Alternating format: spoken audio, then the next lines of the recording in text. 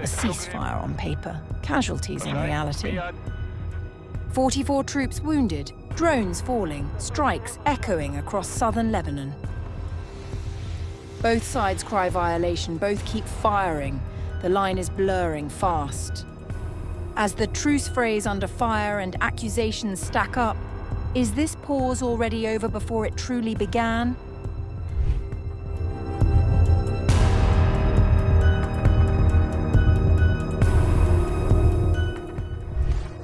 Fighting in southern Lebanon is intensifying once again, with the Israeli military reporting a sharp rise in troop casualties over the past 48 hours. According to official figures, 45 officers and soldiers were injured during that period, amid ongoing clashes with Hezbollah forces. The military further stated that dozens of those wounded were in serious condition, while others sustained moderate injuries, highlighting the scale and intensity of recent engagements. Since the resumption of hostilities in southern Lebanon, Israeli authorities say a total of 735 officers and soldiers have been injured. On the other side, Hezbollah has claimed responsibility for a series of attacks targeting Israeli positions. We struck Israeli soldiers in the southern village of Taybeh and downed a drone in the Majdal area on Thursday. The Israeli military confirmed it had intercepted what it described as an aerial target over southern Lebanon, though it did not provide further operational details. The escalation comes just days after a fragile 10-day ceasefire came into effect, an agreement that now appears increasingly strained. Hezbollah has accused Israel of repeatedly violating the ceasefire terms, citing near-daily airstrikes across southern Lebanon since the truce began.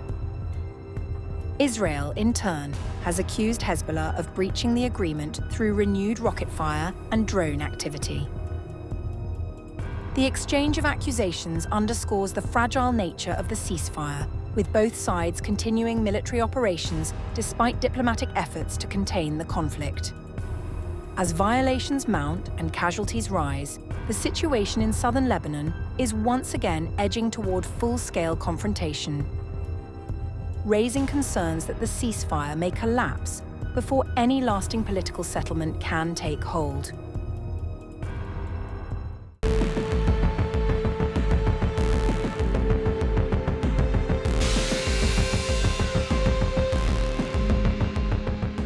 Hezbollah has announced its first strike since a temporary truce with Israel came into effect, raising fresh concerns about the fragility of the agreement. In a statement, Hezbollah said its fighters targeted an Israeli army artillery position in the settlement of Kfar Giladi.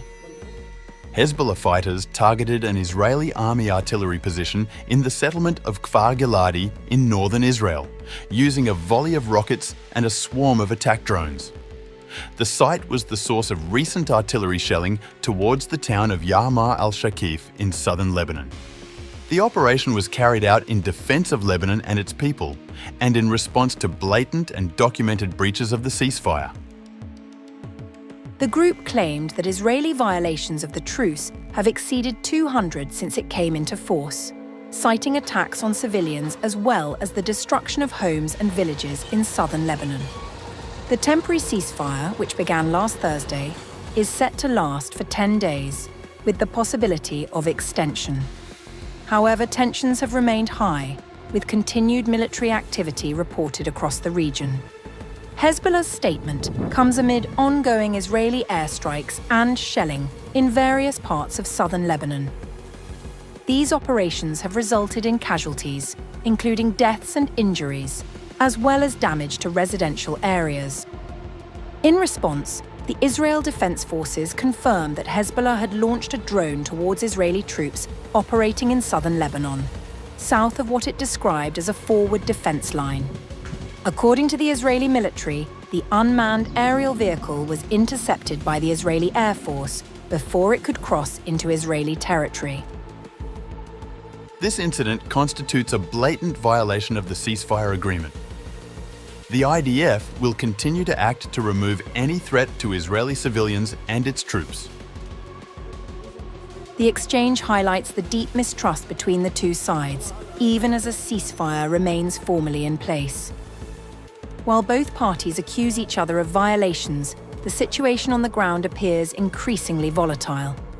With claims and counterclaims mounting and military activity continuing despite the truce, the ceasefire is facing its first major test. What was meant to be a pause in hostilities is now under strain, leaving the region once again on edge and the stability of the ceasefire hanging in the balance.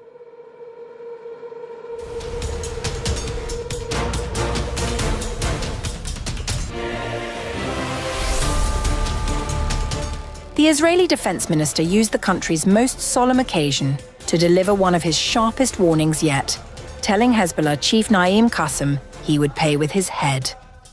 Speaking at the state memorial ceremony at Mount Herzl in Jerusalem on April 21st, Israel Katz said military operations in southern Lebanon would continue at full force, ceasefire or not, and that the Israeli army had been ordered to destroy any structure posing a threat to its forces.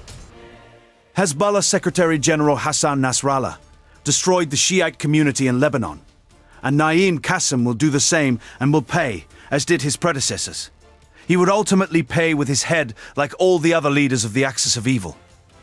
Katz also warned that the Lebanese government would also face continued military operations if it failed to meet its obligations under the ceasefire terms. And those obligations, according to Katz's own words, are for thousands of Lebanese to vacate their own homes and leave.